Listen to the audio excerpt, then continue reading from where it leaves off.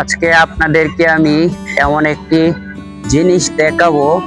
আসলে মানুষ যখন কোনো কিছুর যখন প্রয়োজন শেষ হয়ে যায় তখন কিন্তু সেটার আর মূল্যায়ন থাকে না।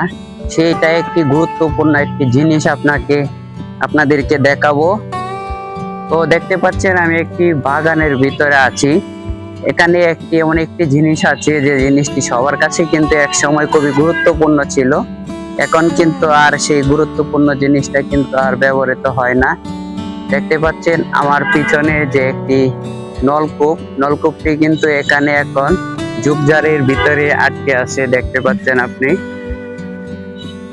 কারণ এই নলকূপ দিয়ে এখন আর পানি ওঠে না, দেখতে পাচ্ছেন। তারা কিন্তু এখন আর সেই কারণেই কিন্তু পরিষ্কারও করা হয় না, এভাবেই কিন্তু পড়ে রয়েছে পরিত্যক্ত ভাবে।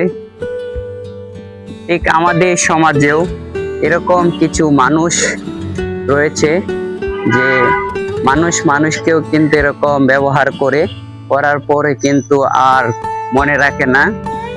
নলকূপটি যেরকম ব্যবহার শেষে পরিত্যক্ত অবস্থায় পড়ে রয়েছে, ঠিক আমাদের সমাজে এরকম কিছু মানুষ রয়েছে যারা ব্যবহার করার পর এরকম পরিত্যক্ত অবস্থায় পড়ে থাকে।